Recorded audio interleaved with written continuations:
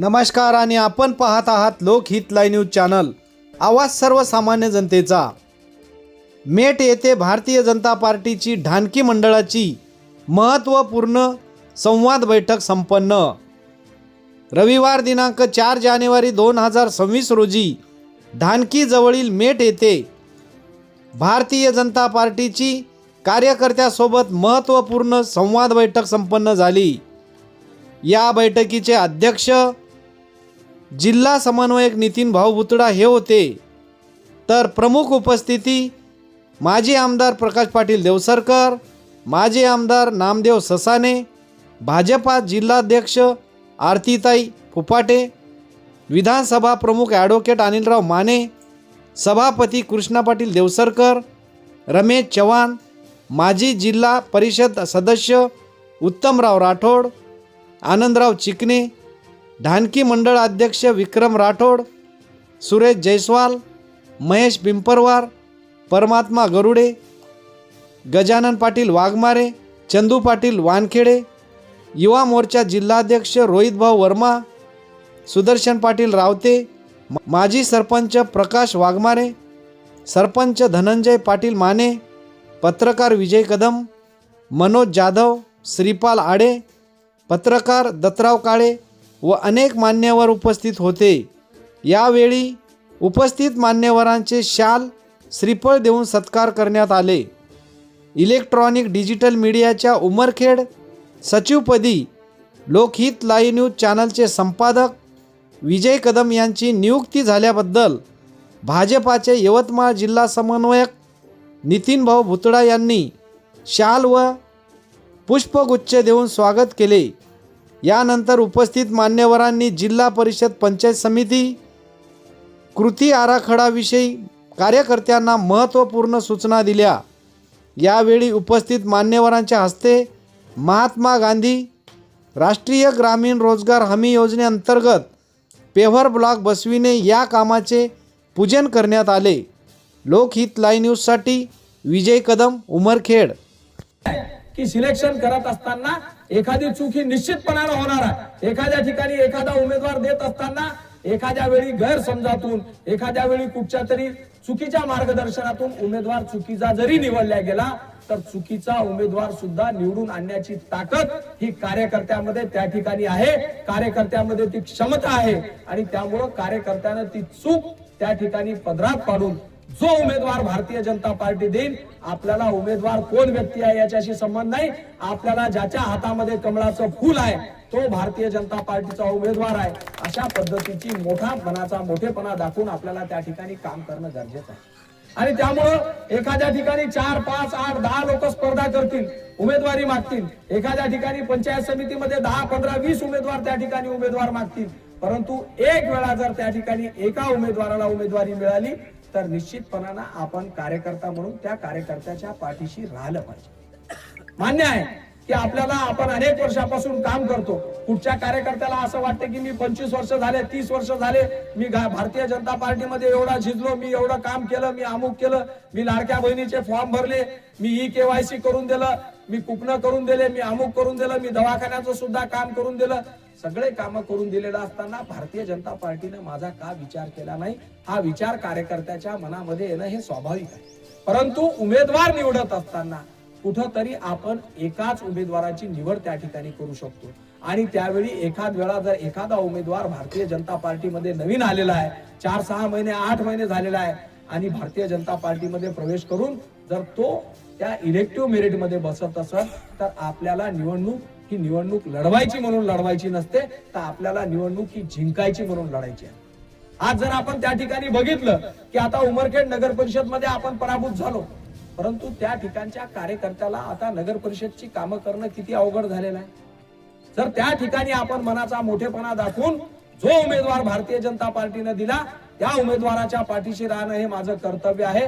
या ठिकाणी दिवसे साहेबांनी जसं सांगितलं की प्रथम राष्ट्र, नंतर मी, नंतर पार्टी, नंतर मी, तिसऱ्या नंबरवर आपण, हा विचार जर त्या ठिकाणी कार्यकर्त्यांना मनात घेतला असता आणि राष्ट्राचा आणि पार्टीचा विचार केला असता तर भारतीय जनता पार्टीला हरवण्याची ताकद ही 10 नाही 15 पक्ष एकत्र आले तरी नव्हती, परंतु कार्यकर्त्याचं मॉरल त्या ठिकाणी कुठंतरी कमी झालं, कार्यकर्त्याची इच्छाशक्ती कुठंतरी कमी झाली आणि त्यामुळं आपल्याला त्या ठिकाणी पराभवाला समोर जावं आणि त्यामुळं आपण पुढच्या 5 वर्षाचा विचार करायचा की या ठिकाणी जर जिल्हा परिषद सदस्य इतर पक्षाचा निवडून आला तर माझ्या गावचं का होईल.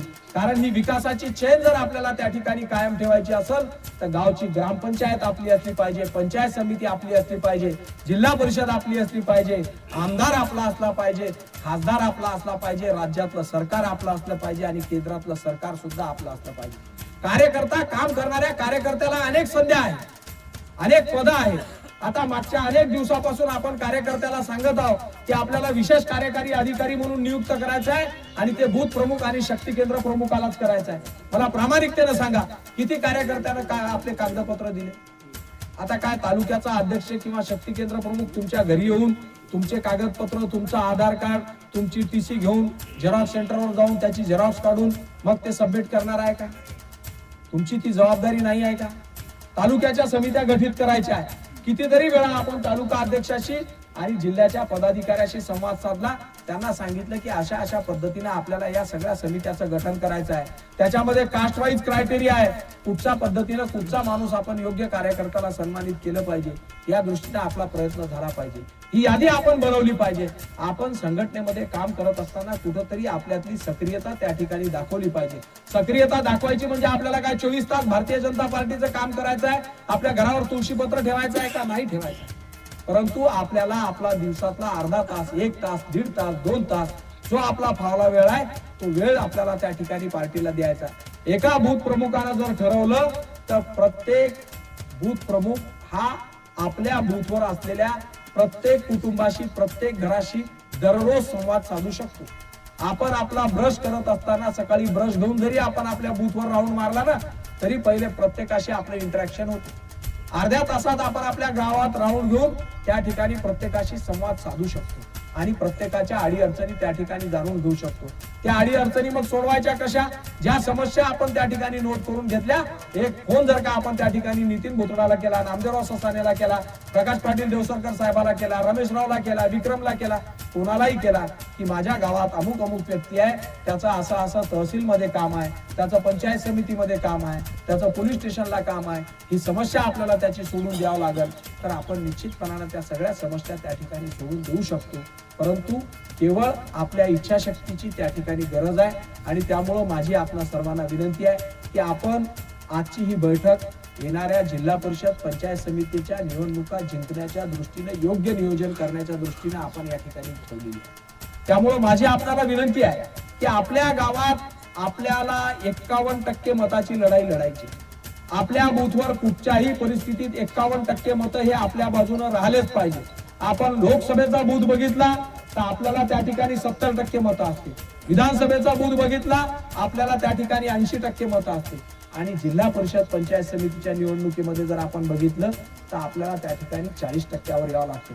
मग आपल्याला मतदान करणारी 40% लोक ही कुठे जातात, का जातात याचा सुद्धा विचार, याचं सुद्धा आकलन आपल्याला त्या ठिकाणी कार्यकर्ता म्हणून करणं गरजेचं आहे. आपली अडचण अशी असते की आपण कारण आपल्या भागातला जिल्हा परिषद सदस्य, पंचायत समिती सदस्य नाही झाला तर मग कोणाकडे जाणार तुम्ही ते काम घेऊन?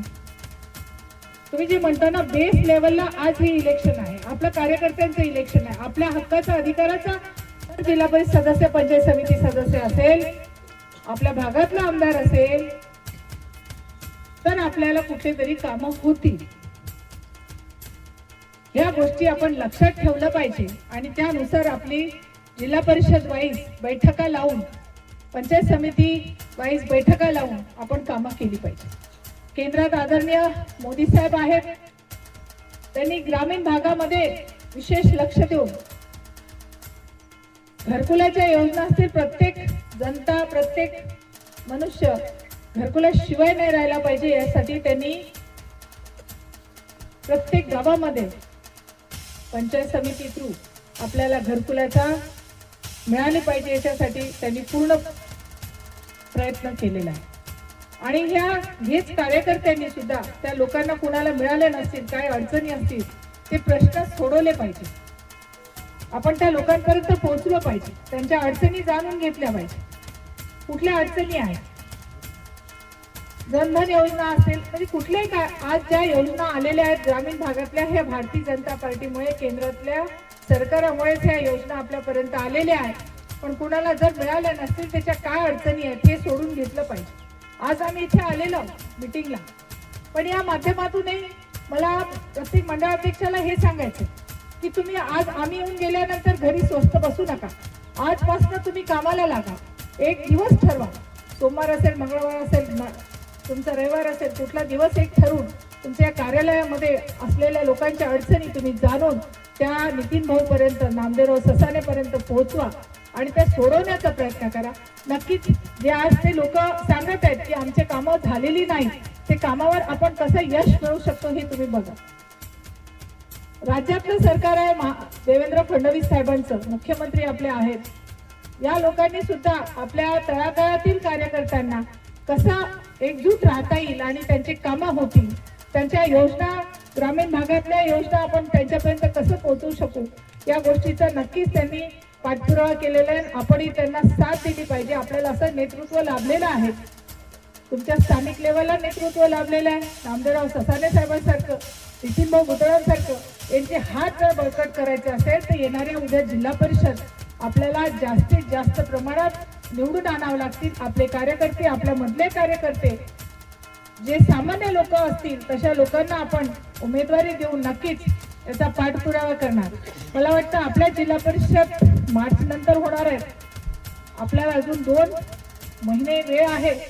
त्या 2 महिन्यामध्ये मंडळ अध्यक्षांना मला हेच सांगायचं आहे की आपण कसं नियोजन लावताय, एक नियोजनाची बैठक कशी तुम्ही लावाल, मंडळ अध्यक्ष म्हणून तुम्ही कसे कार्यक्रम घेणार आहेत याचा एक आढावा सुद्धा मला एक पाठवा. आणि जेणेकरून ज्या बैठकी तुम्ही लावणार, आज एकही महिला इथे उपस्थित नाही आणि मला वाटतं 50% आरक्षण महिलांचं आहे. आजच्या मीटिंगला महिला आल्या नाही असं नाही ना, जिल्हा अध्यक्ष तर महिला आहे.